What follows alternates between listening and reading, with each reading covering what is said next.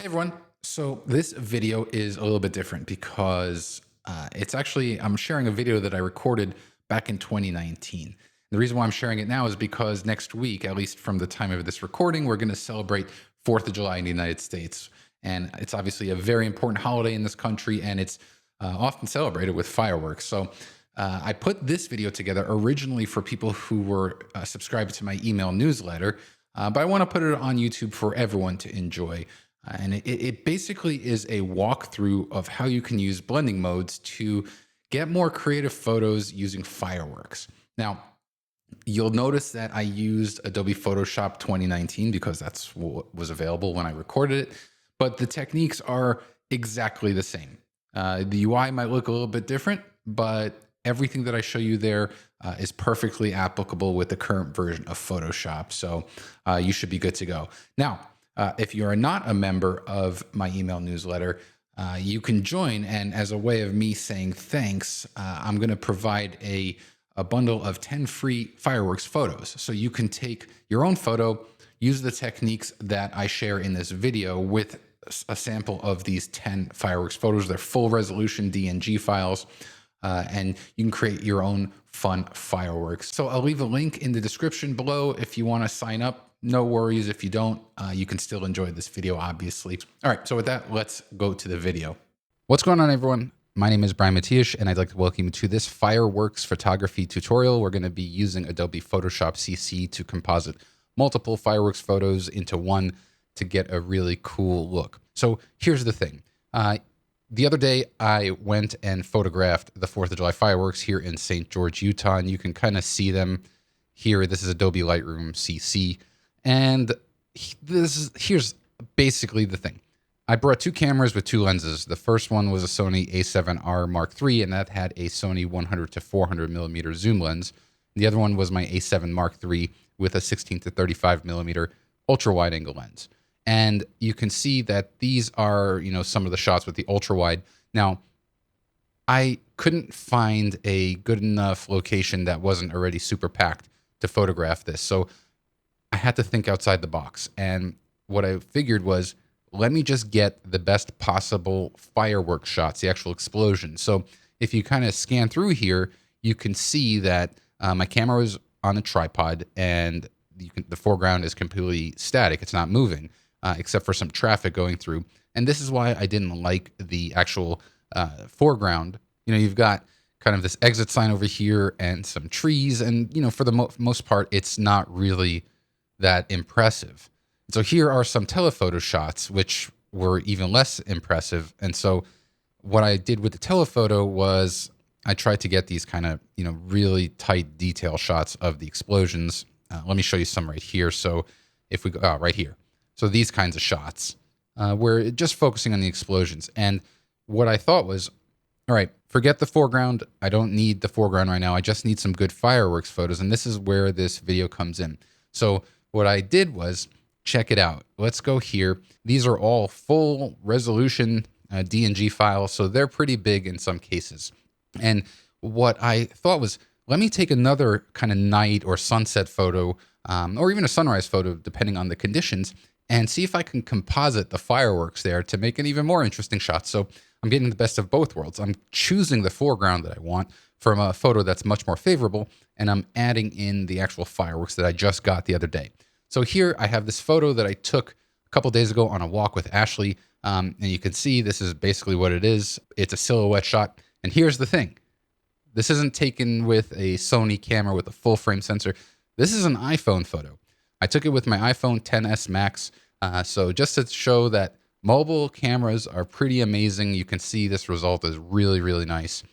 So that's going to be the foreground photo. So to start, like I said, we're going to work in Photoshop predominantly. We're not using any other apps. So I've got Photoshop right there. And the first thing we're going to do is go to File, Open, and then let's navigate to that fireworks folder and select that first image, and we will open it. And you can see up here, it's reading as my iPhone XS Max. And it opens up in Adobe Camera Raw because whenever you open up a DNG or a native RAW file, the first thing that you'll do in Photoshop is go into Camera Raw, but I'm not going to do anything. These are all by default, these settings. So let's click Open Image. And so here is the photo. You can see our layers panel right there. This is the background image. First thing I'm going to do is double click it because I want to unlock it and I want to change the name. We'll call this foreground layer. And so there we go. We've got Ashley over here. Beautiful sunset in the background. I mean, it really was a pretty sunset. And you can see now that lock was gone. Next thing I'm going to do is now I want to actually start editing the photo, but I want to make sure that I can go back whenever I want and make changes should I want to. So if I right click, I'm going to convert this to a smart object, and that will turn this. You'll see this little icon over here that makes it a smart object. And now if I go to filter, I can select camera raw filter to reopen the photo. Here we go. So first thing I'm going to do is I'll just click auto, and you can see that what it's doing is it's kind of fixing for tone. So it's actually making the image look a little bit more natural and not so dark, but that's not what I want to do. And you'll notice also that if you're a Lightroom user, you'll see that these sliders should be very familiar to you, as well as these tabs. It's basically Lightroom-esque in Photoshop. That's why I like the camera raw filter. So what I'm going to do is I'm actually going to drop that shadow slider way down because I want to create a silhouette. I'm also going to bring the black point down. And I'm not worried that we're completely clipping our shadows. That's okay. Let's bring those until we almost have no detail, which is good right here. So that's looking good here. I'm also going to go take my vibrance up a little bit and my saturation up just a tiny bit. And then I'm also going to take this dehaze slider. Now watch with the clouds. It just brings out some really nice detail over there. And let's add a little bit of clarity. So just around that. Now we are good here. I'm going to click OK. And what you see here is this is the photo. And because we created a smart layer or a smart object out of the layer, I can always go back. If I double click on this camera raw filter, all of my settings are preserved. So I can go back and make some changes. So let's say I want to actually, open up the black point just a bit. I can do that and it'll adjust accordingly, which is really cool. So that's why I highly recommend using smart filters whenever you're working on these layers. All right, so you can see here that we have a lot of dead space here, especially on the lower third because it's just black. I don't need that in the frame. So what I'll do is I'm going to click on the crop tool or press C on the keyboard and we have our crop tool, but I don't want to keep this at its original ratio. I want to give it a bit more of a cinematic look. So what I'm going to do is click and select 16:9, which gives me that kind of widescreen look. And I'm going to bring it up kind of right there and click the check mark to commit that crop. And there we go. So now we've got a recrop of the image. So the foreground image is now done. We've edited it. Now we can start bringing in the fireworks, and this is where the fun begins. So the first thing I'm going to do is click File and then select Place Embedded. And you can see here, we've got basically the different DNG files, and we can choose which ones we want. And this one looks like a great starting point. So I'm just going to select this one and click Place. And again, because we're working with DNG files, you can see that camera raw is open. And I'm glad that it's open because what I want to do actually is I want to take the crop tool right there and I'm just going to crop what I want. I don't need the whole image. I just want this part of the image right here. And click OK. All right, so now here we are. We need to place the image. We can put it wherever we want. So I'll just kind of keep it here just for now. And then click on the check mark. And that will commit the image. Now, before we start working on the image, again, let's right click and select Convert to Smart Object just to have it there. And here's where we have some fun. Basically, what we're doing right now is we're just placing one image on top of the other, which is why it kind of looks so bad. What we want to do is leverage what's called blending modes. And a blending mode is, it determines how one layer blends with the layer below it. And there are all kinds of really cool ones. And you can access that by clicking on this drop down right here. And you'll notice that the blending modes are broken down with these kind of thick lines, the dividers. And as you hover over them, you'll see what that blending mode does. Now, these first couple here will kind of darken one layer with respect to the other. We don't want that. We want lighten. And so here you can see that what these blending modes are doing is they're taking only the brighter pixels, whichever pixels are brighter from the top layer compared to the bottom layer, it's bleeding those through. So you can see how, okay, this is looking pretty good right here, this linear dodge add. So here, see, it's really cool the way you can kind of move that firework. And so what I'm going to do now is I'm going to go to edit and then go to free transform right there so that I can resize this. I'm going to bring this down kind of small right here. And because it's got that little tail, I'm going to put that right over there. So it looks like it's kind of coming off from the horizon. We'll select the check mark.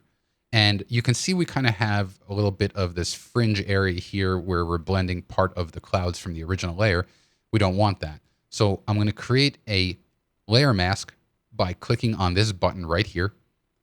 Nothing happens because by default, a layer mask is white, and anything that's white will reveal. But we want to paint with black, which will conceal some of those layers. So to do that, let's take our brush here. You can also press a B on the keyboard. We want to make sure that black is our foreground color. And then let's change that opacity to 100% because we just want to remove it. And so with the brush kind of nice and big, let's just kind of remove that bit of haze. We don't need it. And so that's looking really good right there. You can see if we turn it off and on, you can kind of see if there are any other areas that you want to remove. And I'm not worried about the little bit of haze behind the firework because part of that smoke, but also part of it blends with the clouds in the background, which is a nice little lucky byproduct. So here I can kind of go ahead and reposition it. Let me take my brush, making sure that the layer mask is selected again. And I'm going to continue to remove any unwanted or excess areas. You can also hit the backslash key and that'll show you your mask. So basically anywhere here that I'm painting is areas from the layer that I am hiding, and then press backslash to hide that again. So that's our first, basically our first firework composite, which looks really cool. You know, we're taking a foreground that had no fireworks and we are kind of faithfully implementing the fireworks without any kind of tough masking. All right, now it's time to add another firework. Let's keep going. So I'm going to go ahead and select File and again, place Embedded. And this time I'll select number 6. We'll place that. Just like before, we are in the camera raw filter. So let's take that crop tool. And just like before, we will only select the area that we want. So just around there. And if you want, you can refine it if you just want to tighten it up, which is good right here. Now let's click OK. We will place that. And let's hit the check mark just to get it on the actual image. So let's put it over here. And just like before, right click. Let's convert that to a smart object. And let's go ahead and change that blending mode. So it's not always going to be that linear dodge is going to be the best option. What I do here is I'm just kind of hovering over and I want to see which one blends best. So that's actually kind of cool, the way it kind of shoots behind her. And so that's what I'm going to do. I'm going to do color dodge. Let's go ahead here and click the V to move, and we can reposition that. So let's put that right there, kind of right behind Ashley. So it's kind of blowing up inside of her. But let's hit Command or Control T to transform. We'll make it a bit smaller because that is a bit large. So here we're looking good. Click the check mark. Now you can see that there are some areas where it's bleeding over. So again, let's go ahead and click on the layer mask. Go to our pencil. Again, we're making sure that we have black as our foreground and our opacity is at 100%. And we can kind of zoom in now and just start removing.